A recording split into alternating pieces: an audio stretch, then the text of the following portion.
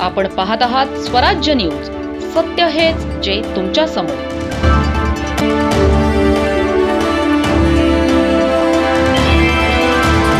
धुळे शहरातील महिला व बालविकास कार्यालयाबाहेर आज मोठ्या प्रमाणात महिलांची गर्दी पाहायला मिळाली.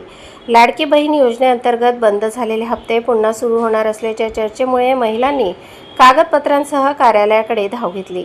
सोशल मीडियावर आणि काही माध्यमांमध्ये लाडक्या बहिणींना अखेरची संधी अशा मथळ्याखाली वृत्त प्रसारित करण्यात आले. या वृत्तानुसार कार्यालयात पुन्हा फॉर्म भरल्यास मार्चपासून बंद झालेले हप्ते सुरू होतील असा दावा करण्यात आला होता.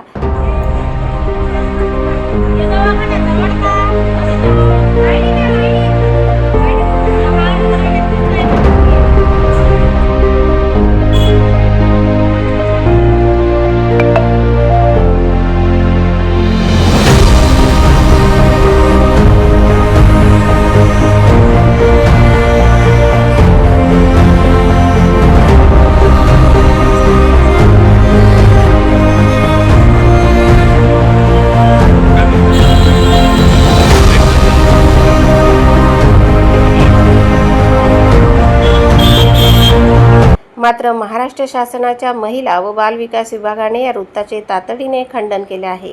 शासनाने हे वृत्त पूर्णपणे चुकीचे, दिशाभूल करणारे आणि अप्रमाणित असल्याचे स्पष्ट केले आहे. ई-केवायसी अपूर्ण असलेल्या महिलांनी जिल्हा कार्यालयात कागदपत्रे जमा करावीत असे कोणतेही आदेश शासनाकडून देण्यात आलेले नसल्याचेही स्पष्ट करण्यात आले आहे. दरम्यान या अफवेमुळे कार्यालयाबाहेर गर्दी मोठी झाली होती. प्रशासनाने अफवा पसरवणाऱ्यांवर कारवाईचे निर्देश दिले असून नागरिकांनी पडताळणी न केलेल्या बातम्यांवर विश्वास ठेवू नये असे आवाहन करण्यात आले आहे. प्रतिनिधी अजिम शेखसह स्वराज्य न्यूज, धुळे. आवाज बंद करा, बोलू नका. 1-2 मिनिटं. पाटील आहे.